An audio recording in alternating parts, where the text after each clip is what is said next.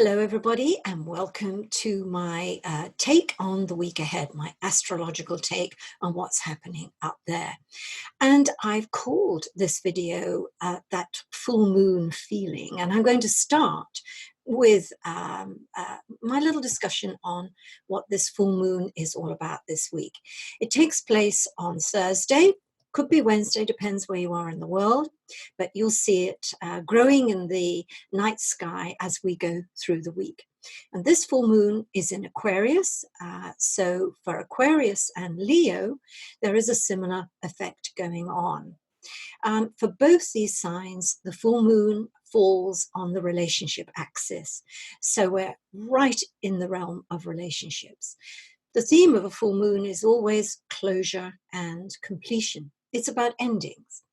And of course, we get new beginnings that follow on the new moon. So this is the continuing cycle, not just through the year, but also through all our lives, endings and beginnings.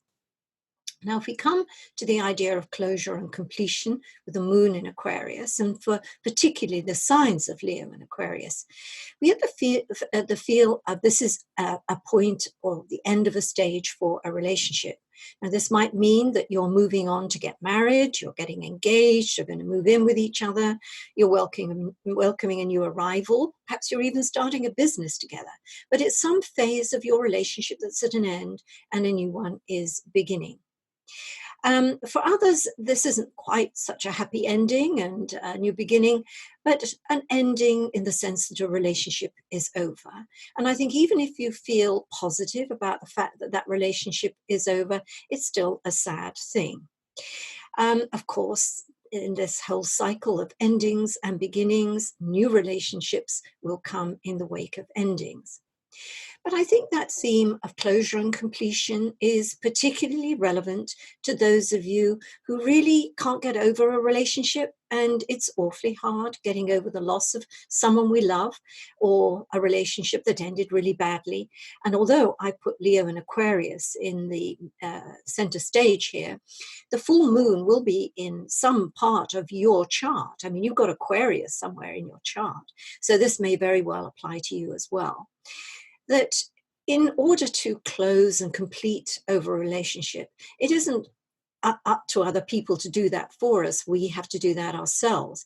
And in some cases, that means trying to focus on the things that were good about that relationship and remembering them in a pleasing, joyful way so that we're not focusing on the negatives and the sadness about it.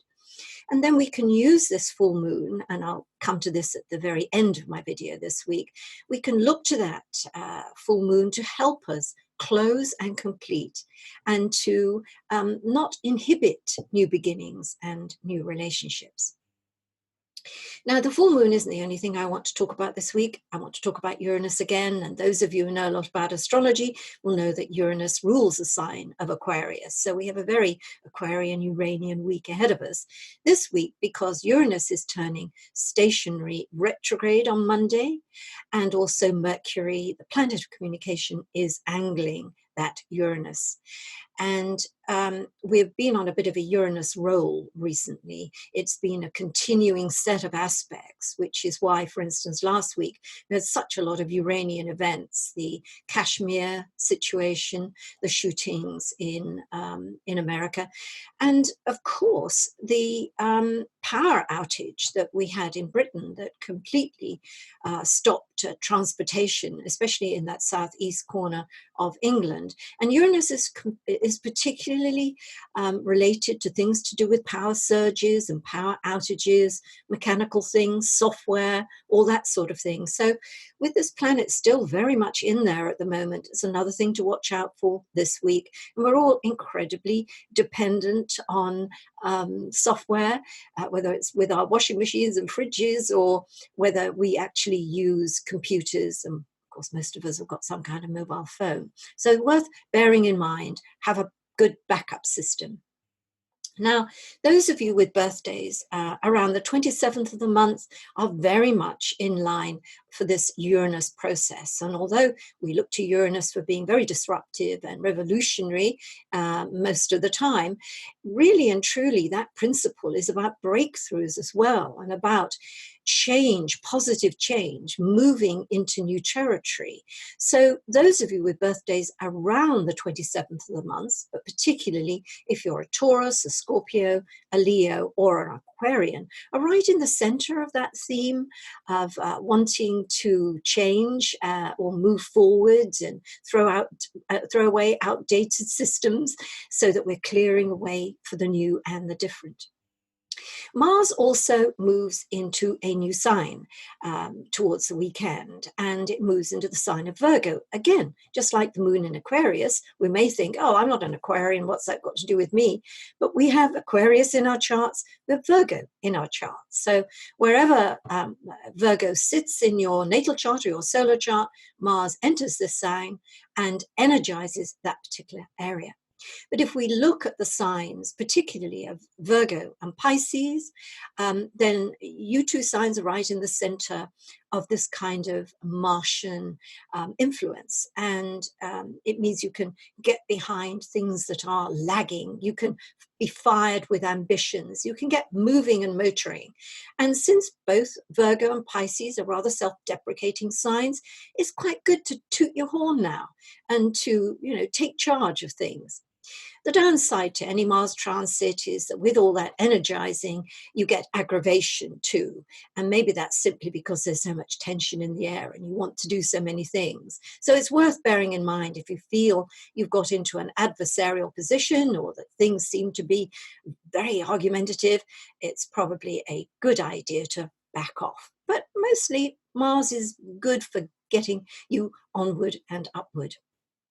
So back to my thoughts really on the full moon. The moon, of course, is the one planetary body we can actually see. And the full moon can be a very beautiful thing to look at. So we can never, of course, ever see the new moon because it's completely blocked out. But the full moon we see.